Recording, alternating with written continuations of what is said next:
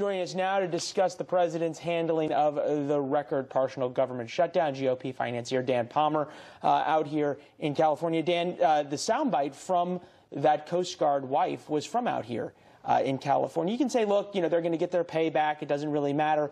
The optics of this are going to begin to get tough for Republicans. In the Senate, the back door to this whole debate is being held by Mitch McConnell. He's got 3 Republicans, Collins up in Maine, McSally appointed in Arizona, Cory Gardner in Colorado. They're all in purple states, and I think they're really the weakest part of the Republican caucus in Congress. As long as Mitch can hold the line in the Senate and not take up these individual spending bills, there's time for this political debate to take place. Earlier, Congressman Francis Rooney of Florida said that he felt bad for the president. It seems as though this is exactly the debate the president wants for his base. Well, look, his whole campaign began with a call for the wall, and in fact, he won in great part because of his position on this wall. Meanwhile, you've got Nancy Pelosi's new majority in the House.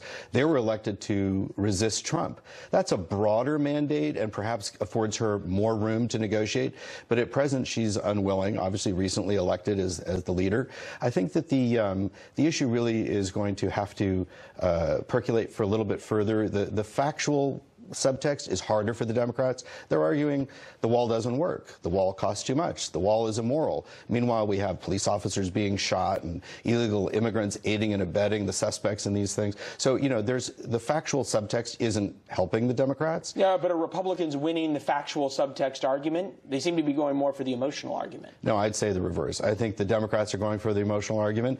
I think the summary argument for the Republicans is, do the Democrats care more about defeating President Trump than they care about helping the American people? Interesting argument to make. The end of 2018 for the midterms, much of the closing argument by the Republicans and by President Trump was about immigration. And then we know Republicans lost 40 houses in the seats. Say whatever you want about voter turnout, et cetera, but there's no pictures on a scorecard, and that was the closing arguments. Well, in California, there were 10 seats that were contested, and of those 10, the Democrats had won 1 on Election Day and then won the rest in the post-election harvesting of votes. So, we had a very effective Democratic ground game, fueled in great part by Bloomberg's last-minute $2 million a district investment. It's hard to say that the president lost the argument, but it's unequivocal to say the Democrats won the ground game. Bring it back to where you started. The president was elected to build the wall. If Nancy Pelosi holds firm to her line the day that she was sworn in as Speaker, not $1 for the wall, what does that mean for 2020 and the president's reelection? Are donors going to open their pocketbooks for a guy who couldn't get the one signature item done?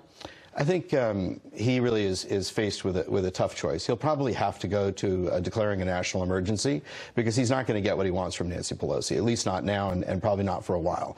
So I think if he goes to a national emergency, he'll either succeed in the courts, in which case he's a hero to his base, or the courts beginning in the Ninth Circuit here in California are going to overturn the decision, and then it'll, ultimately if he fails to survive a court test, I think the base will be really angry at the courts, and rightfully so. All right. I'm sure that is an argument you will use on some fundraising calls, and the group of 2020 hopefuls probably makes those start even earlier. Dan Palmer in Los Angeles. Dan, good to see you. Kristen?